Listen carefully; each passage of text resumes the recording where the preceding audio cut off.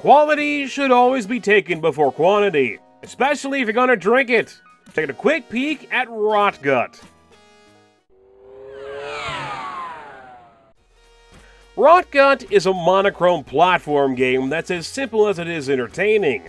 It doesn't have any complicated control schemes or gimmicky items in hopes of stealing your attention. Shotgun Surgeons just kept things straight with jumping and shooting. Rotgut's story is a bit confusing, but not as confusing as to why the game itself is available on distributors like Steam. From what I've been able to gather, the game originally released as a browser title on websites such as Newgrounds.com and Congregate for free. I've not been able to discern much of any difference between the Steam version and the web version. Both have the same graphics, the same plot, the same mechanics, and the same everything. The only real difference is that the Max Games logo has been removed from the retail version of the game.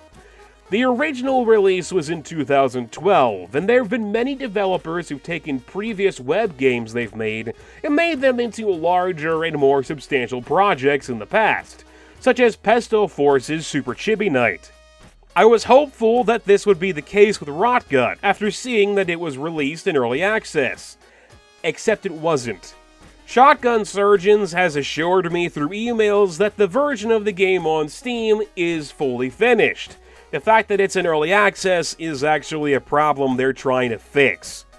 In Rotgut, you play as a trench-coated, cigarette-smoking, detective, maybe? It's unclear just who you are or what your job is. The game doesn't have any kind of voice acting or written dialogue or anything to tell you what's going on. There's only one thing that's clear, and that's that somebody is poisoning the populace with cheap booze. It's up to you to stop it. Why are they doing this? I don't know, and the game doesn't tell you either. Maybe they're hoping to turn everyone into zombies or something. It's never actually explained. All it tells you is that you're the protagonist and they're the antagonists, and that's really all you gotta know.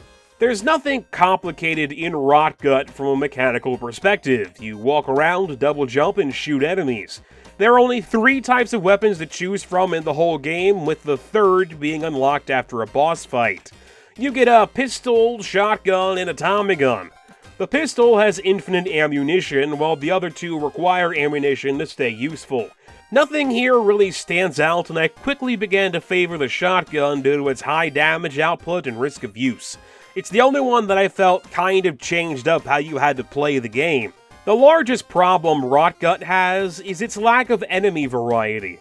I don't mean that it doesn't have many different types of enemies, since it has anywhere from dogs to big dudes with shotguns. But that's the problem.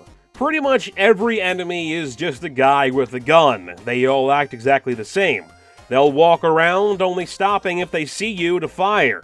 Enemies have no way of traversing anything more than flat ground, and they can only fire left to right.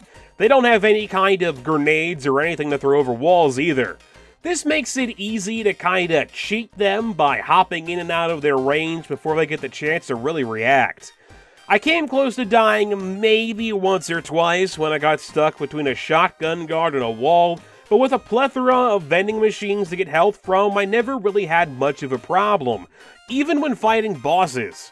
Your character can take a lot of hits, maybe too many for how simple the AI is, to be honest. Enemies that don't have guns just run straight at you, making it easy for you to fill the space between you and them with lead.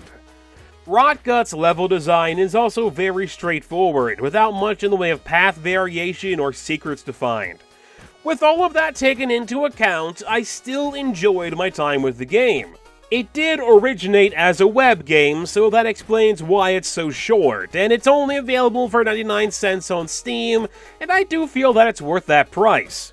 Jumping over enemies and dodging around bullets trying to get within shotgun range is rather entertaining, and I really liked the game's black and white film-style graphics and soundtrack. The soundtrack is even available for $1.75 on Steam if it happens to catch your fancy. That being said, I did come across a couple of glitches in Rotgut. This particular guard got a bit confused when he got off of his normal patrol route and had to deal with some stairs. Also, all of the money you get as a reward from beating the final boss seems to spawn endlessly.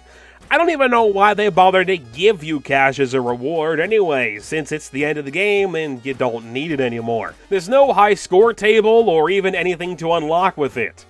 Also, the game seems to lack a quit button on the main menu, and it doesn't have an options menu either. The only way I found to close the game is to Alt-Tab out of it. Would I recommend this game? Sure, why not? I feel that it's worth the 99 cents on Steam if you're into platformers. Check out the free browser version at the least if you're looking to kill some time. That's all I got for now. Please let me know what you think about the game or this video in the comments section. I'm MegapieMan. I'll talk to you guys later. There are a few areas where Dog Mendoza and Pizza Boy vary from standard pointing and clicking. Being a detective of the occult, you get the chance to do some detective work every now and then, such as interrogations.